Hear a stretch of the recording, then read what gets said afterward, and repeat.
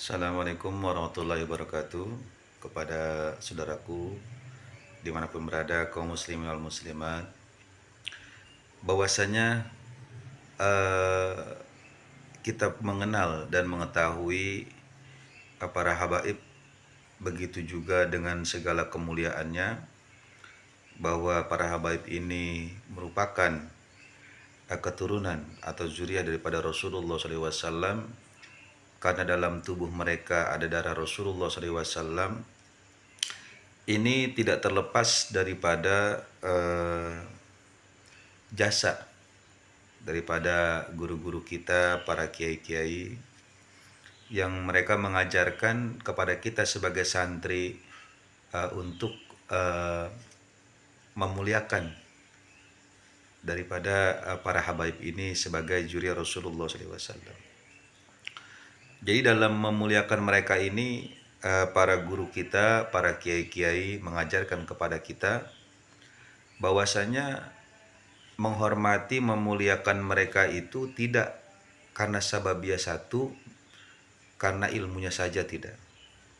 Tetapi terlebih kita menghormati, memuliakan, mencintai mereka ini ya karena faktor daripada darah Rasulullah SAW yang ada pada diri mereka. Jadi ketika kita mencintai karena faktor darah Rasulullah SAW yang ada pada diri mereka, jadi walaupun mereka tidak alim, tetap kita mahabbah, kita memuliakan, menghormati. Tidak memandang usia mereka yang muda, bahkan yang kecil ya, anak kecil, kemudian yang dewasa, bahkan yang sepuh, tetap kita hormatin. Karena faktor tadi ada. Nah ini, dan juga ada yang berkaitan dengan para habaib yang mungkin mereka tidak alim, dan ada sesuatu hal perilaku mereka yang tidak pas dari kebiasaan masyarakat kita yang mohon maaf, yang notabene-nya seperti akhlak, perilaku, tata cara berbicara, tata cara bertingkah. Ini yang kurang pas di kita, maka walaupun seperti itu wajib kita mahabbah, menghormati, memuliakan mereka. Tidak boleh kita menghujat. Karena satu, yaitu karena adanya darah Rasulullah SAW pada tubuh mereka.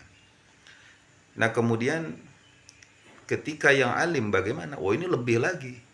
Ketika para habaib ini yang alim, guru-guru kita mengajarkan, bahkan mereka telah lebih menyontohkan terlebih dahulu perilaku mereka kepada para habaib. Jadi ulama-ulama kita terdahulu dengan keilmuannya, dengan akhlak yang begitu luar biasa, jadi menyontohkan kepada kita itu nggak sekedar teori, tetapi secara fakta, secara praktek, para ulama-ulama kita mengajarkan bagaimana tata cara sopan santun adab kepada mereka. Ini khusus kepada para habaib. Karena para ulama kita jangankan dengan para habaib, dengan orang-orang awam saja yang biasa, ya orang-orang yang takarannya ya jauh daripada agama, tetap mereka muliakan. Apalagi ada yang kaitan dengan agama, yaitu para habaib. Jadi kalau kita seandainya menilai para habaib ini hanya dengan ilmunya saja, ini akan bahaya. Karena nanti ketika dengan habaib yang tidak berilmu, ini kita nanti hilang rasa hormat kita kepada mereka. Atau hanya faktor karena akhlaknya saja. Ini pun berbahaya, karena nanti kalau seandainya kita menemukan ada habaib yang akhlaknya kurang pas dengan kita, dan ini kan yang terjadi, ini banyak orang-orang yang mencaci maki habaib ini karena kan mereka mengukur dari akhlaknya, karena nggak sesuai dengan kebiasaan. Masa sih ngaku juriah Nabi kok akhlaknya begitu, kan seperti itu. Nah ini karena faktor memuliakan, mengukur para habaib itu dari akhlak. Tapi kalau karena darah zat, ini nggak akan begitu. Kita maklumin, oh dia Nabi, dia keturunan dari Nabi, tetapi karena bagaimanapun dia bukan Nabi. Nah maka ya ketika akhlaknya yang nggak bagus, ya itu mungkin seperti kita, mungkin nanti pun akan bagus ketika mereka belajar. Kan seperti itu. Jadi tidak kita pukul rata dengan orang-orang yang di luar habaib. Tapi habaib ini karena ada darah Rasul, maka akhlak yang kurang bagus pun kita maklumin. Kenapa bisa kita maklumin? Karena satu sisi tadi, kadarnya sama dengan kita, ya sama manusia bukan nabi. Tetapi rasa memuliakan ini karena faktor ada darah tadi. Kemudian yang viral-viral, kalau kita misalkan menghormati para habib yang hanya dengan yang viral-viral, nanti khawatir para habaib di kampung-kampung yang mereka tidak viral, yang mereka tidak pendakwah, yang mereka notabene ya, karena yang pengusaha mungkin, atau yang yang sedang masih belajar, atau yang basicnya bukan pendakwah. Nah ini kalau nanti kita melihat habaib itu menghormati yang viral-viral saja, nah nanti khawatir kita nggak ada hormat kepada habaib yang bahasanya tidak viral atau tidak terkenal. Nah kemudian di antara itu banyak juga habaib-habaib memang yang mereka ini tidak mau terkenal. Jadi mereka menutup diri.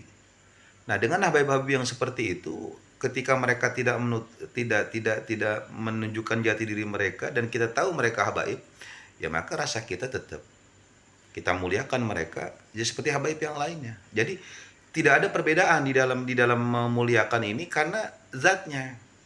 Nah, ketika ada kelebihan seperti halnya misalkan kealiman atau akhlak yang lebih, kemudian atau dia terkenal atau dia tokoh besar, ini kan lebih daripada itu. Tapi kunciannya syarat dasar ini wajib karena darahnya.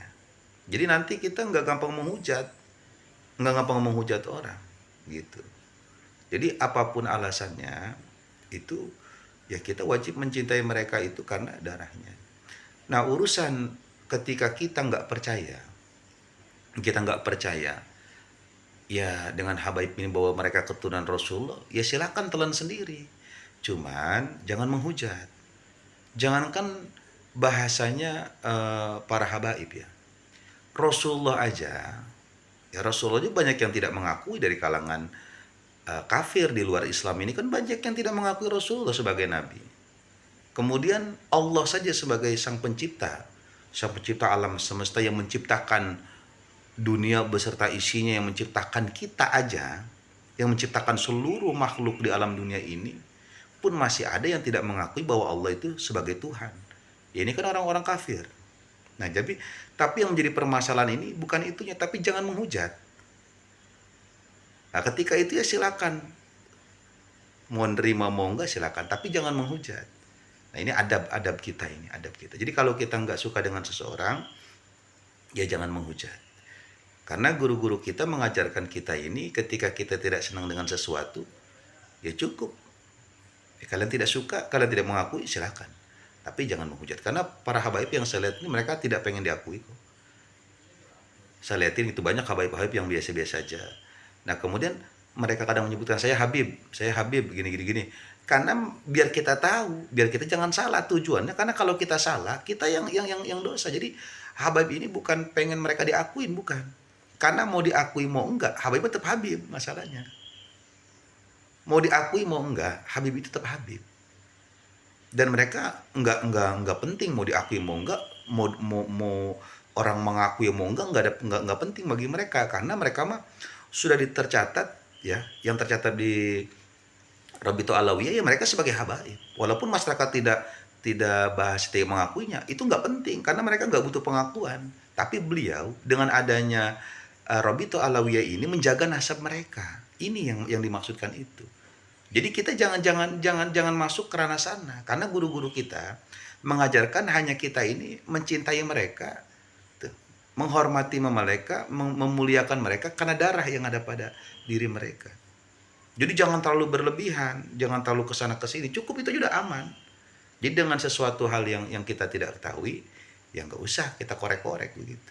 Apalagi sampai menghujat ya. Yang main fisik itu segala macam itu, nauzubillah, ente aja punya anak di fisiknya dihina, ente pasti bakal marah. Ente di fisik ente dihina pasti bakal marah. Ente punya guru, guru ente dihina, ente bakal marah. Nah ingat, Habib Rizik, para Habib-Habib yang lainnya mereka manusia biasa dan mereka punya pengikut. Habaib ini punya murid yang jutaan, pengikut yang jutaan. Nah ente siapa gitu loh. Nah kalau kita sudah berani menghina orang, apalagi main fisik gitu ya, menghina fisik, khawatir, ya jelas ente berarti nggak punya guru ente. Karena kalau ente punya guru, guru kita pasti ngajarin, jangan menghina begono begini, apalagi mengorek-ngorek kesalahan orang lain.